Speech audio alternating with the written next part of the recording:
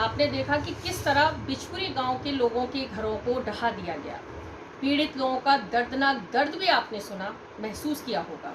आपने ये भी देखा कि पीड़ित लोगों में कितना आक्रोश। जैसा कि मैंने पिछले वीडियो में आपसे कहा था कि आगे आने वाले वीडियोस में मैं इस घटनाक्रम के कानूनी पक्ष को भी सामने लाने का प्रयास करूंगी, वीडियो के अधिकारियों से भी बात करूंगी। तो इसी क्रम में आज इस घटनाक्रम से जुड़े हुए जो हमारे वकील साहब हैं, जिन्होंने कुछ पीड़ित लोगों के केसेस को वो न्यायालय में देख रहे हैं, उन्हीं वकील साहब के पास आज हम आए हैं इस घटनाक्रम का कानूनी पक्ष जानने के लिए कि आखिर इसमें दोषी किसे कहा जाएगा। निर्णय तो अदालत को करना है, सरकार को करना है, लेकिन हम और आप एक विश्लेषण जरूर कर सकते हैं कि आखिर किस पक्ष के द्वारा गलती हुई, किस पक्ष के द्वारा अनदेखी की गई या किस पक्ष के द्वारा लापरवाही की गई। तो आइए आज हम आपको अपने वकील साहब से मिलवाते हैं जो इन पीड़ितों में से कुछ पीड़ित लोगों के केसों को न्यायालय में देख रहे हैं। नमस्कार वकील साहब, आप अपना परिचय दें हमारे दर्शकों को। सिविल और रेवेन्यू प्रैक्टिस करता हूँ मुझे लगभग 18 साल से अधिक जी वकील साहब, मैं एक आपसे इस संदर्भ में प्रश्न पूछना चाहती हूँ कि सारा मामला आपकी संज्ञान में है, क्योंकि आप तो केस देख रहे हैं, मुझे कुछ ज़्यादा बताने की आवश्यकता ही नहीं है।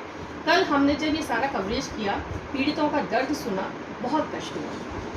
आप इसका कानूनी पक्ष हमारे सामने रखें। इस पूरे घटनाक्रम में जो लोगों के मकान गिरा दिए गए हैं मीडिया के द्वारा, तो इसका कानूनी पक्ष क्या है? कौन सा पक्ष आपको लगता है कि ऐसा मतलब गलत है या ऐसा नहीं होना चाहिए था? मीडिया आपको लगता है कटघरे में है या इन मासूम लोगों के द्वारा ही अज्ञानतावश कोई गलती हुई है? तो आप अपने पक्ष को रखें हमारे सामने, कानूनी पक्ष को, कि आखिर इसका कानूनी पक्ष है क्या? देखिए, जैसा मैं अपने केसेस भी देख रहा हूँ जी, इसके अलावा भी जो जानकारियाँ मेरे पास है, इसमें स्थिति ये है, कुछ बैनामे इनकी बीडीए की जो योजना आई वो 2003 और 4 में इनकी योजना आई जी, उस योजना से पहले जो बैनामे हो गए वो बैनामे काश्तकारों ने भेज दी जी, किन्हीं वजह से उनका दाखिल खारिज नहीं हुआ, तो बीडीए ने काश्तकार से एक्वायर भी करी और सेल डीड्स भी कराई, जी, दोनों पार्ट कराए। जबकि वीडियो को पोजीशन भी देखना चाहिए था कि मौके पे पोजीशन किसका है, जी, पहली चीज़। दूसरा, खतौली में जो रिकॉर्डेड है उनका क्या स्टेटस है। जी, वीडियो ने आनंद फानंद में सारे नंबर्स एक्वायर किए और एक्वायर करने के बाद पोजीशन आज तक नहीं है। आप कहना ये चाहते हैं कि जब बीजे ने एक्वायर किया इस जमीन को, तो उन्होंने भूमि पर आकर उसका विजिट नहीं किया कि आखिर वहाँ वस्तु स्थिति है क्या? वस्तु स्थिति क्या है, किसका पोजीशन है, कौन काबिज है, क्या बिल्डिंग खड़ी है, यानी ऑफिस में बैठ के सारे काम कागजों पर सारी कार्रवाई उस समय 2003 में कागजों पर हो गई जी, और 10 साल तक ये लैंड काश्तकारों के नाम पड़ी गई। जी, बीडीए की ओर से कोई एक्विजिशन की कार्रवाई नहीं की गई और ना जो नंबर उन्होंने अभी कोई रिकॉर्ड एंट्री नहीं है। जी, जी, जब रिकॉर्ड एंट्री नहीं है, पोजीशन हम काश्तकार का देख रहे हैं, जी, हम उससे परचेज कर लेते हैं, हम बैनामा करा लेते हैं। यही होता है। यही हुआ है इस केसेस में। लेकिन यहाँ स्थिति दूसरी है। बीडीए ने कभी भी पोजीशन 2003 और 4 के बाद किसी भी लैंड पे नहीं लिया, जी, अपना कोई म्यूटेशन किसी लैंड पे नहीं कराया, जी, ना अपनी कोई खतौनी रामगंगा आवासीय योजना के नाम में चंदपुर बिचपुरी बनाई, जी, ना डोरा में बनाई, ना डोरिया में, जो भी और गांव उन्होंने एक्वायर किए। ये काम पिछले 2, 4, 5, 6 सालों से हुआ है। तो वकील साहब ये बताइए, फिर एक आम आदमी कैसे जान पाता है इस चीज को कि ये आम- जमीन बीडीए द्वारा अधिग्रहित कर ली गई है? इसमें कहीं ना कहीं ये कहा जाएगा कि बीडीए की बहुत बड़ी नेग्लिजेंसी है, जिसका आज जी, आम जन को बहुत ज़्यादा नुकसान हुआ। नुकसान।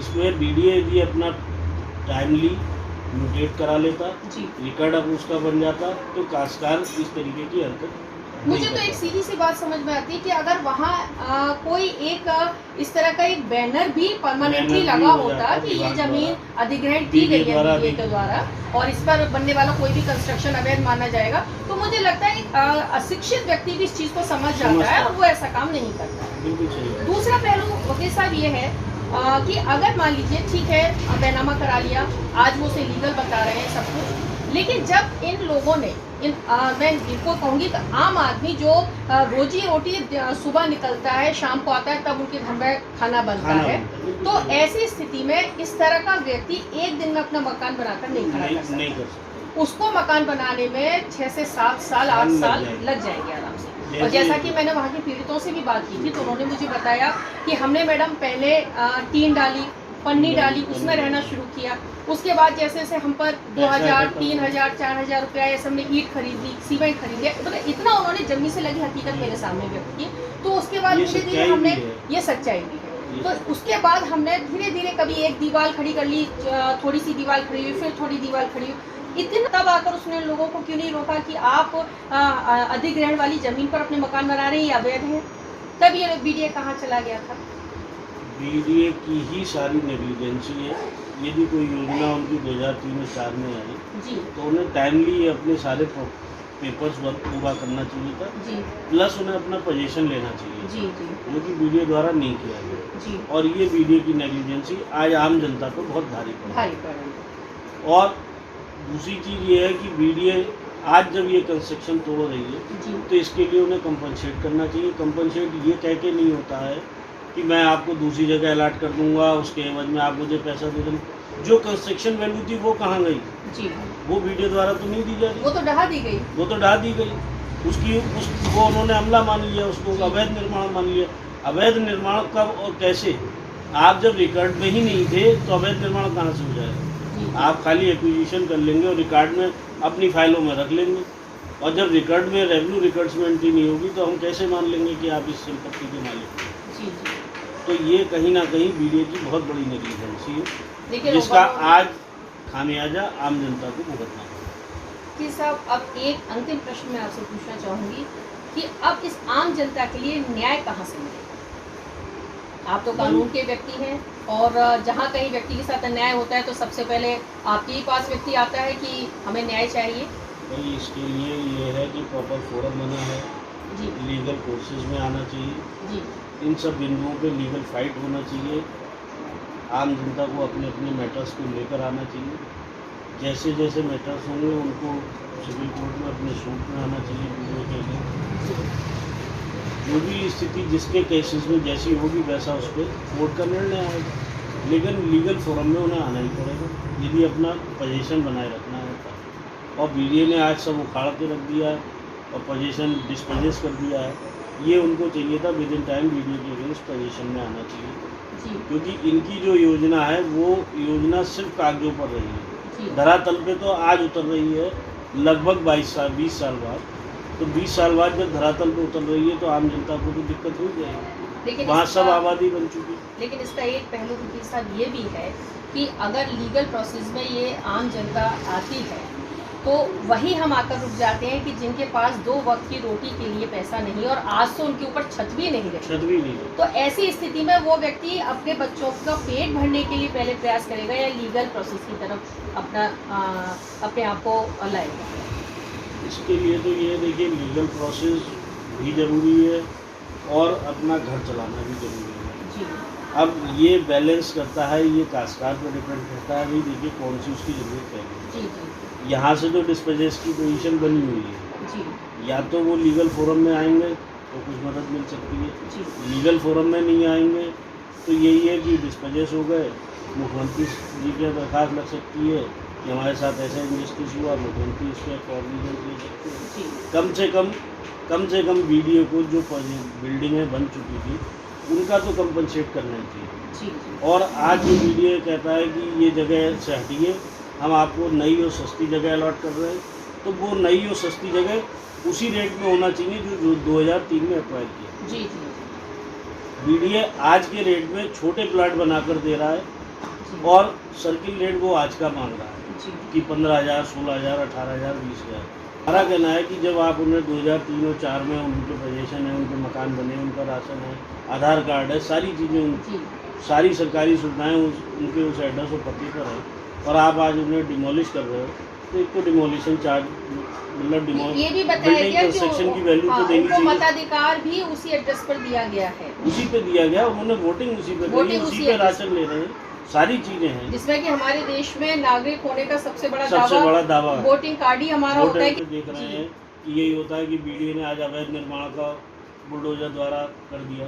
जी तो इस तरीके से ये जो बीडीए की कार्रवाई है वो एक दमनकारी दमन नीति पर है जी कि हमको तो करना है। जी हम कहते हैं कि इसका अल्टरनेट ऑप्शंस बहुत है कि बैठकर बात की जाए। जी जी इस मुद्दे पर ये नहीं है कि साहब ये अवैध निर्माण है, इनको हमें ढाना है। जी आप उन्हें कंपनसेट कर सकते हैं। गरीब काश्तकार हैं, यदि उनके साथ आपको न्याय करना है तो आप नॉर्मल रेट पर दें।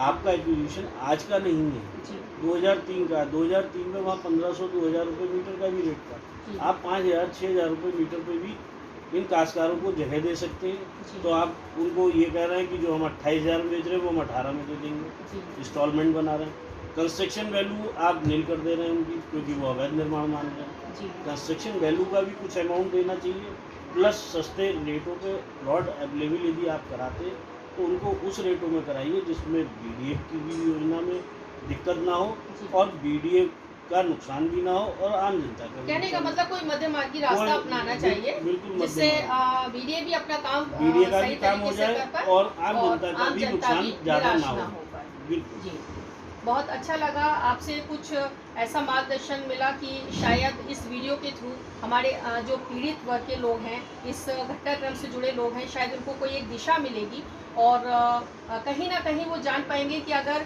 उनकी सामर्थ्य में है तो वो जाकर लीगल प्रोसेस को भी अपना Legal लें, process को जिससे कि जो कुछ हो सकता है शायद लीगल प्रोसेस के थ्रू भी उनको कहीं कोई राहत मिल जाए। प्रदीप साहब आपके जी अभी एक रिसेंटली केस में जी ये जजमेंट हुआ है कि बीडीए द्वारा इन्हें कंपनसेट भी किया जा सकता अच्छा, ऐसा किसी ने हुआ है? है। एक पार्ट डे 6C का मैटर था कि बीडीए ने एक बिल्डिंग तोड़ दी और बीडीए ने अपनी सेल डीड में पोजीशन भी माना है उस पार्टी का, जी जिसका मैं सूट रेवेन्यू साइड लड़ रहा हूँ, सिविल साइड सारा सूटी हमारे लड़ रहे हैं। जी उसमें भी ये डीजे साहब ने होल्ड किया है कि बीडीए चाहे तो कंपनसेट कर सकता है, क्योंकि वो सेल डीड हमारी 97 की थी योजना आने से पहले। जी और बीडीए ने 2003 में काश्तकार की खतौनी देख के काश्तकार से ले लिया और पोजीशन हमारा मान रहे हैं। जो एक्वायर किया देन शेल्डीड का ही शेल्डीड में हमारा पोजीशन मान रहे हैं और 2003 से मान रहे हैं, तो हमें क्यों नहीं देंगे उसका।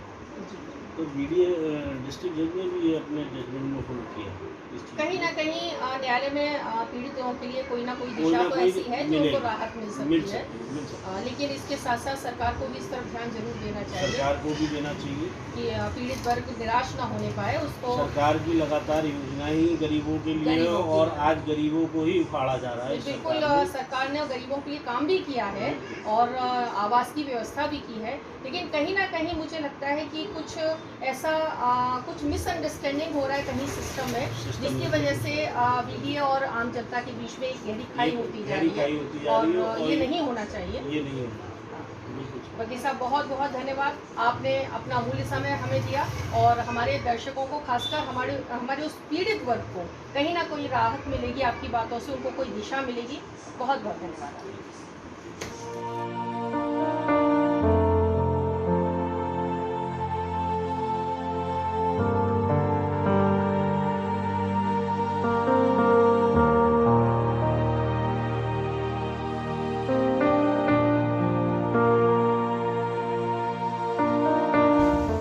नमस्कार, जैसा कि मैंने आपसे कहा था कि गांव बिचपुरी में जो मकान गिराए गए हैं बीडीए के द्वारा, तो हम आपसे इस विषय में बात कर रहे थे और पिछले वीडियोस में मैंने आपसे ये भी कहा था कि हम इसके सारे पहलुओं को सामने लाने का प्रयास करेंगे। हम किसी एक पक्ष की बात नहीं करेंगे, हर पक्ष की चीज़ों को जानेंगे कि आखिर कहाँ लापरवाही हुई, कहाँ गलती हुई या कहाँ अनदेखी की गई। हमने इस संबंध में वहाँ के लोगों की पीड़ा को सुना, हमने इस संबंध में कानूनी पक्ष को भी जाना, वकील साहब के माध्यम से हमने कानूनी पक्ष को आपसे सामने रखा। और आज जब मैं वीडियो ऑफिस आई, मैंने वहाँ के आला अधिकारियों से बात करने की कोशिश की, विशेषकर मैंने वीसी महोदय से बात करने की कोशिश की, तो वीसी महोदय ने मुझे ये कहकर बात करने से मना कर दिया कि वे सारे कब्जे अवैध हैं और वे इस संबंध में कोई बात नहीं करेंगे।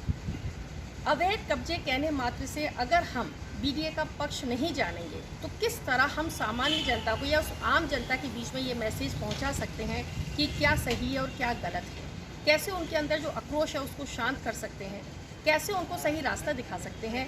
इस संबंध में बीडीए ने बिल्कुल शून्य पर लाकर खड़ा कर दिया है और बीडीए का पक्ष हमें नहीं पता चल सका, केवल यही पता चला कि ये कब्जे अवैध हैं।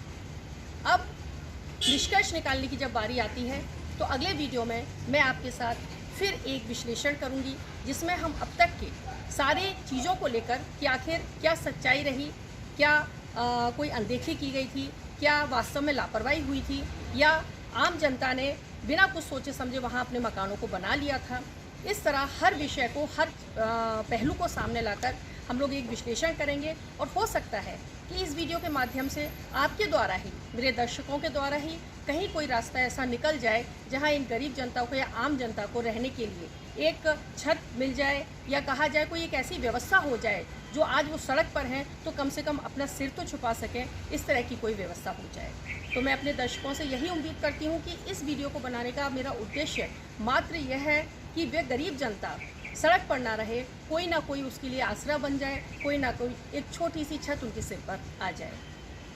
आज के लिए इतना ही। अगले वीडियो में फिर मैं आपके साथ एक नई खोज के साथ मिलूँगी। तब तक आप मुस्कुराएं, खुश रहें और हंसते रहें। क्योंकि आप अपने परिवार के लिए, अपने मित्रों के लिए अमूल्य हैं। नमस्कार।